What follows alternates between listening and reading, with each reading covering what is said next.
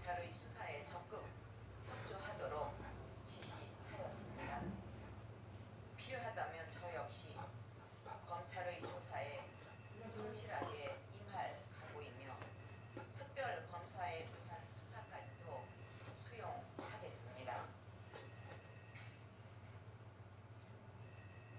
국민 여러분, 저는 청와대에 들어온 이후 혹여 불미스러운 일이 생기지는 않을까 염려하여 가족 간의 교류마저 끊고 외롭게 지내왔습니다.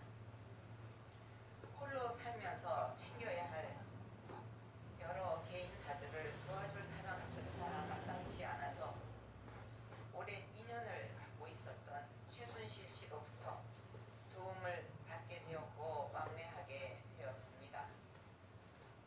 제가 가장 힘들었던 시절에 곁을 지켜주었기 때문에 저 스스로 경계의 담장을 낮추었던 것이 사실입니다. 돌이켜보니 개인적 인연을 믿고 제대로 살피지 못한 나머지 주변 사람들에게 엄격하지 못한 결과가 되고 말았습니다. 저 스스로를 용서하기 어렵고 서글픈 마음까지 들어 합장을 이루기도 힘이 듭니다. 무엇으로도 국민들의 마음을 달래드리기 어렵다는 생각을 하면 내가 이러려고 대통령을 했나 하는 자괴감이 들 정도로 괴롭기만 합니다.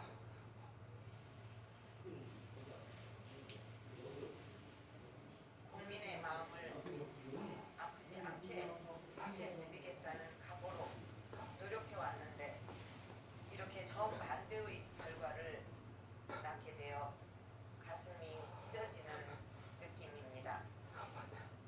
심지어 제가 사이비 종교에 빠졌다거나 청와대에서 구술했다는 이야기까지 나오는데 이는 결코 사실이 아니라는 점을 분명히 말씀드립니다.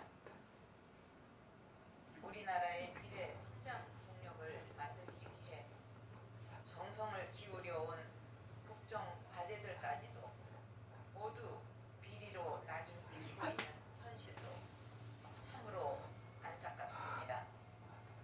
일부의 잘못이 있었다고 해도 대한민국의 성장 동력만큼은 꺼뜨리지 말아주실 것을 호소드립니다. 다시 한번 저의 잘못을 솔직하게 인정하고 국민 여러분께 용서를 구합니다. 이미 마음으로는 모든 인연을 끊었지만 앞으로 사사로운 인연을 완전히 끊고 살겠습니다. 그동안의 경위에 대해 설명을 드려야 마땅합니다만 현재 검찰의 수사가 진행 중인 상황에서 구체적인 내용을 일일이 말씀드리기 어려운 점을 죄송스럽게 생각합니다. 자칫 저의 설명이 공정한